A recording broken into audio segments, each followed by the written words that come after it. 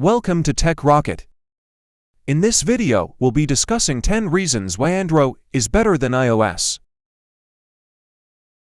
Number 1.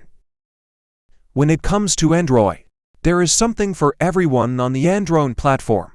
The sheer variety of Android smartphones from manufacturers like Samsung, HTC, Sony, Motorola, LG, Huawei, ZTE, and others is staggering. You can get a compact phone, something with a huge touchscreen, a stylus, a rotating camera, and edge skirt. Number 2. Customization. One of the strong points of Android has always been the level of customization. While Apple wants to keep control of default apps in order to maintain a homogeneous software and hardware experience, Android lets you pick your own level of customization. This extends all the way from simple things like Lev wallpapers, to alternative keyboards, to custom ROM installs. Plenty of iOS users loved it when Apple started allowing third-party keyboards and basic widgets, and that on its own is proof that this flexibility is what people want. Android's widgets have long been a feather in its cap compared to the static rows of icons you find in iOS. Even Microsoft saw the advantage, developing the Live Tiles system for Windows Phone. Widgets are still a major advantage for Android over iOS. Number 3. Multitasking. You can argue iOS does multitasking all you want. And it's true, you can do multiple things at once by switching apps back and forth, but that doesn't even come close to the level of multitasking some Android phones offer. Take Samsung as an example, which introduced multi-window long ago, in which you can view multiple apps at once. Plenty of other manufacturers have also been doing this for years. We will admit this is one area where stock Android lags behind. Meanwhile, Apple is playing catch-up by adopting similar features, a change that took place in 2015. Most of Apple's multitasking features also remain limited to the tablet realm for the time being, however, and by the time they really bring it to the next level, it's fairly likely that even Google's stock vision for Android will offer some form of multi-window navigation. Number 4.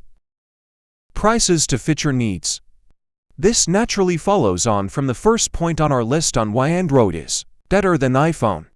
A wide variety of devices with different designs and specs means that Android has something for you at just about any budget. The exclusive nature of Apple's products is in stark contrast to the inclusive nature of Android.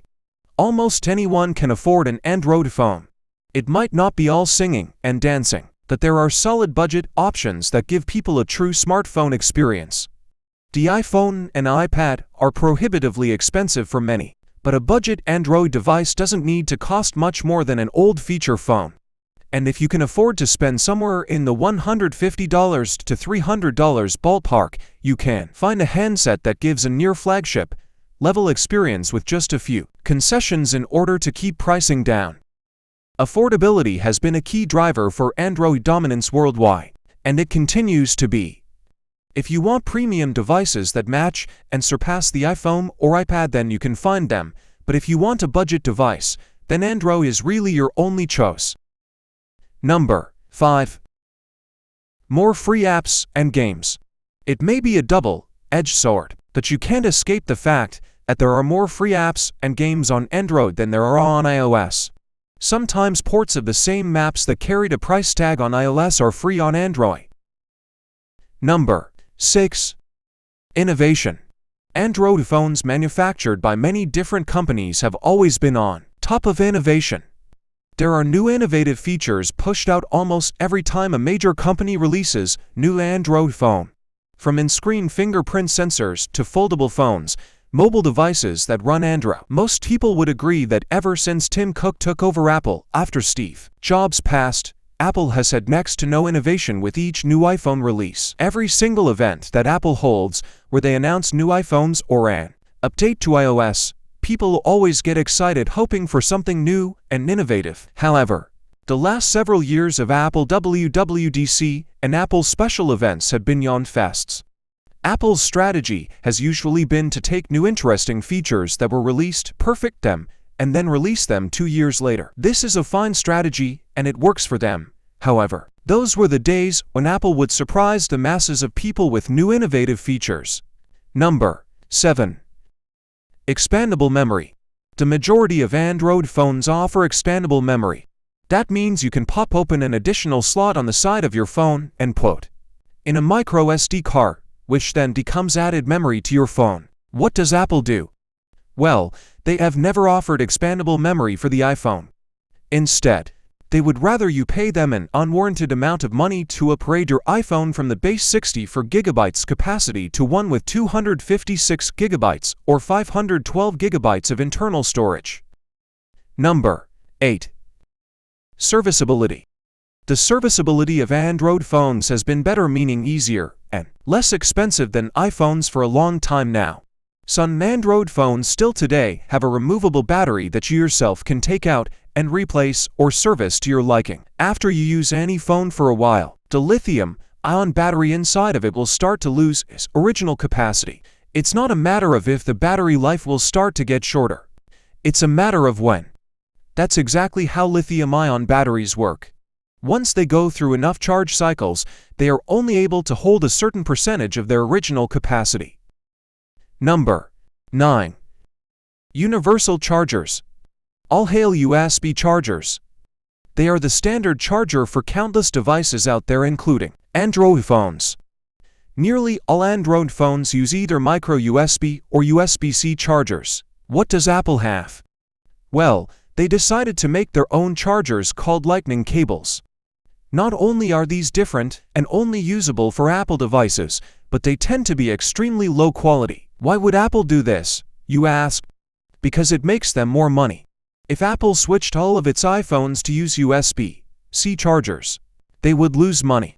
This is because you can buy USB-C chargers for much cheaper on Amazon than what a Lightning cable costs on Apple's website.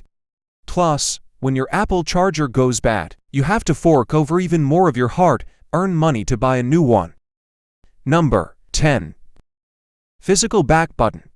All of the major Android phones have a dedicated physical back button, or, nowadays, an in-screen dedicated DAC button. This has always been a huge advantage in my eyes of Android phones over iPhones. Once you get used to a dedicated back button, it's hard to go back. When you have a dedicated back button, you know how it's going to behave every single time. Many times, you don't want to go all the way back to the home screen and rather only go one page back. iPhone users might argue that they can just swipe back or hit the soft back button in the upper left corner if they want to go back, but that's not the easiest option at all. With phone screens getting larger again, reaching up in the upper left every single time to hit a back button is neither simple nor intuitive. With Android phones, the back button sits at the very bottom of the screen where your fingers are already resting. All in all, both Android phones and iPhones have their advantages and disadvantages. I could write an article about how an iPhone is better than an Android as well, but the Android advantages way overpower the advantages that you get with an iPhone in my opinion. Thanks for watching. If this video was helpful, like, share and follow Tech Rocket for more videos like this.